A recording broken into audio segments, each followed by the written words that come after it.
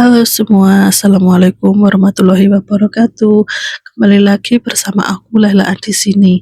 Kali ini aku akan menyambungkan cerita kita, drama Cina kita yang kemarin yang berjudul Bisikan Jiwa. Kita sudah sampai di part 8 ini.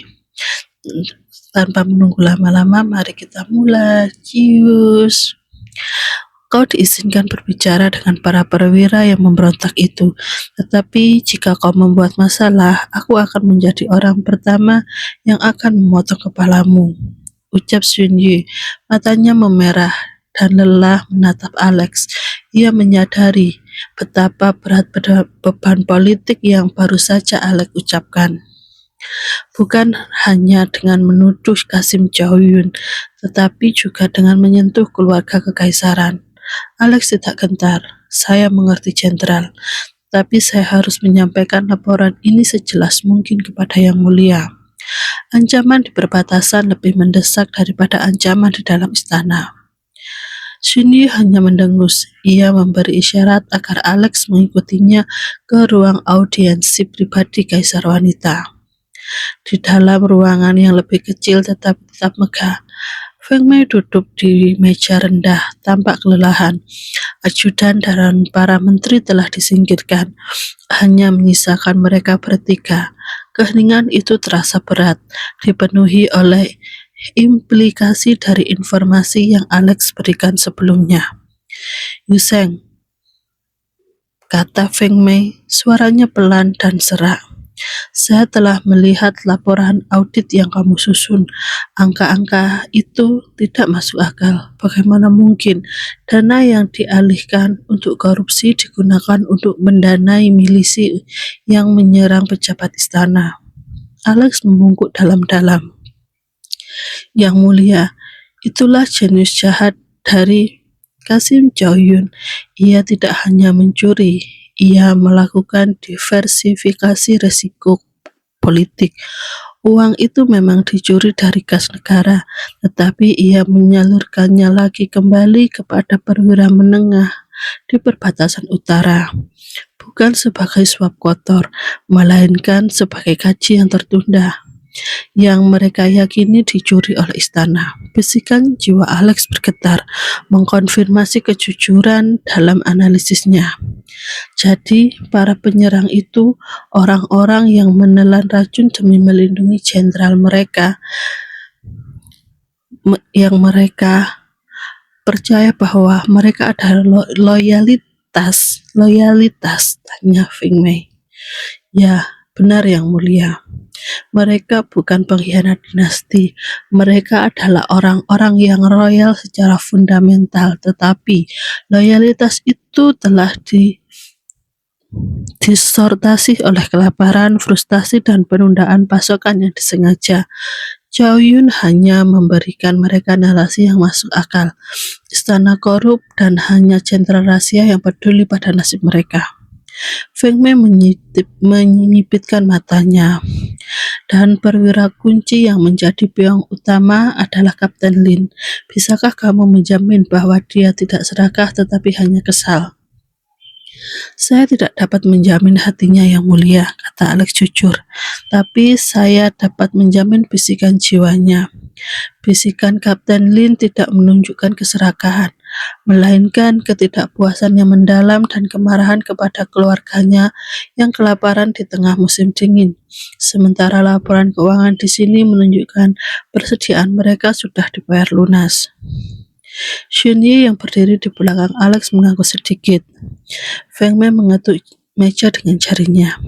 Semua penasihat saya, termasuk Menteri Liu, menuntut eksekusi segera atas para perwira ini.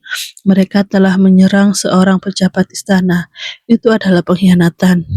Jika Anda mengeksekusi mereka Yang Mulia, Anda hanya akan membenarkan narasi Jaoyun, balas Alex dengan cepat.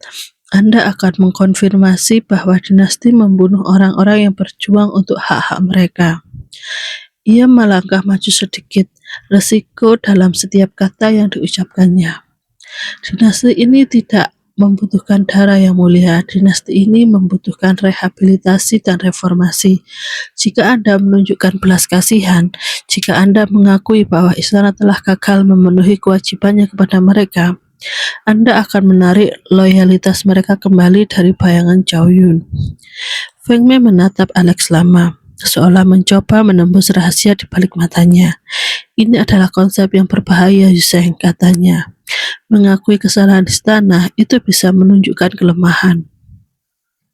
Tidak, Yang Mulia, bantah Alex. Itu menunjukkan kekuatan moral, kekuatan untuk melihat nuansa abu-abu.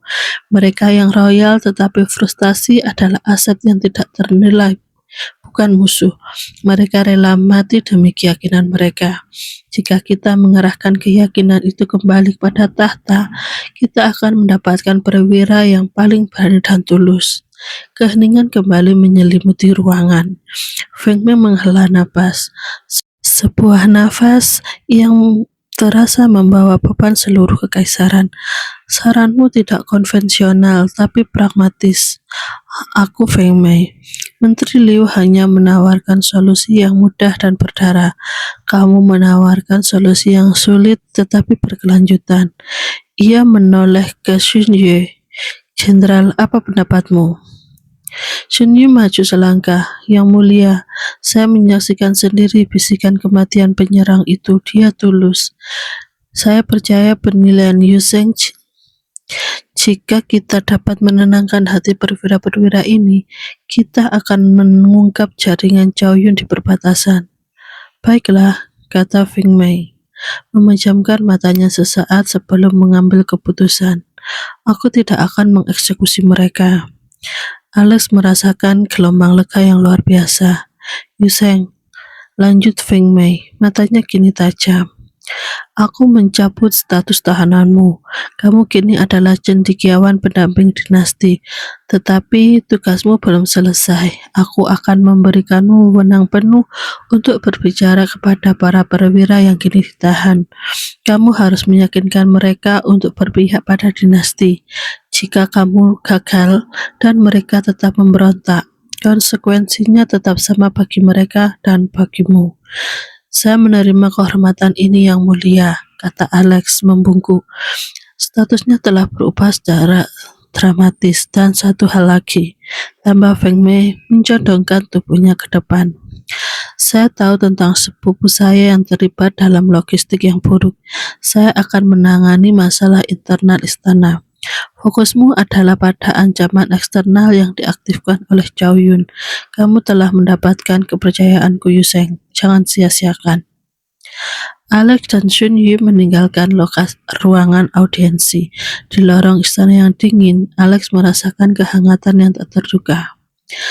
Selamat cendekiawan pendamping, kata Xun Yu. Suaranya kering, tetapi Alex melihat sudut bibirnya sedikit terangkat. Bisikan jiwa Alex bergetar. Dia memang menghargai hasil kerja Alex dan, yang lebih penting, Alex telah berhasil meyakinkan kaisar wanita untuk tidak mengambil tindakan yang gegabah. Terima kasih, Jenderal, kata Alex. Tapi sekarang bagian sulit. Saya harus meyakinkan orang-orang yang telah kita hianati selama bertahun-tahun. Mereka ditahan di ruang interogasi utara, ujar Xun Yu.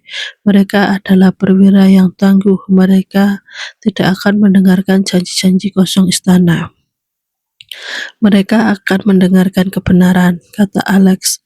Jenderal, saya akan pergi ke sana sekarang. Saya butuh kamu di samping saya untuk menjamin otoritas saya. Setengah jam kemudian, Alex dan Xun Yu berdiri di hadapan Kapten Lin dan dua perwira lainnya. Mereka dirantai, tetapi martabat mereka tidak hilang. Mata mereka penuh kebencian.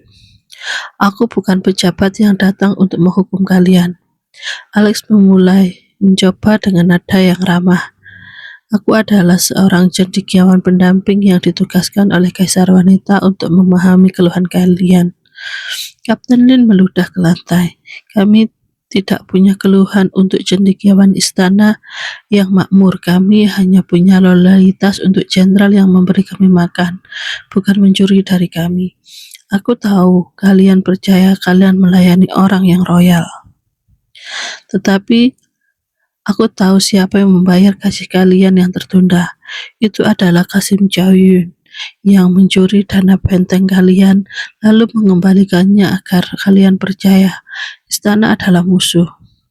Kapten Lin tertawa sinis. Kebohongan istana? Kami telah melihat laporan. Kami tahu kami dikhianati. Apa yang bisa kau jamin, Yuseng? Apa yang bisa menjamin bahwa dinasti ini akan berubah? Tidak akan mengkhianati kami lagi setelah kami meletakkan senjata kami. Alex menatap mata perwira itu. Ia tahu ini adalah momen negosiasi yang paling penting dalam hidupnya. Aku menjamin reformasi sistematik yang akan memastikan gaji dan pasokan kalian tidak akan tertunda lagi, kata Alex. Jaminan itu hanya janji politisi yang akan dicabut seminggu kemudian, kata Kapten Lin. Matanya menantang. Apa yang bisa kau jamin, Yuseng? Nyawamu? Alex menarik nafas dalam-dalam, mengambil keputusan yang berani. Iya, jawab Alex. Suaranya mantap. Nyawa saya, jika dinasti ini mengkhianati kalian lagi, jika gaji kalian tertunda karena korupsi, aku akan menyerahkan diriku sendiri pada kalian untuk dihukum. Dan aku menjaminnya dengan... Sampai di sini cerita kita kali ini. Besok kita sambung lagi cerita part 9-nya. Kalau kalian suka dengan cerita ini, jangan lupa like, komen, dan subscribe agar kalian tidak ketinggalan cerita selanjutnya. Sampai jumpa kembali besok. Sampai jumpa. Bye-bye.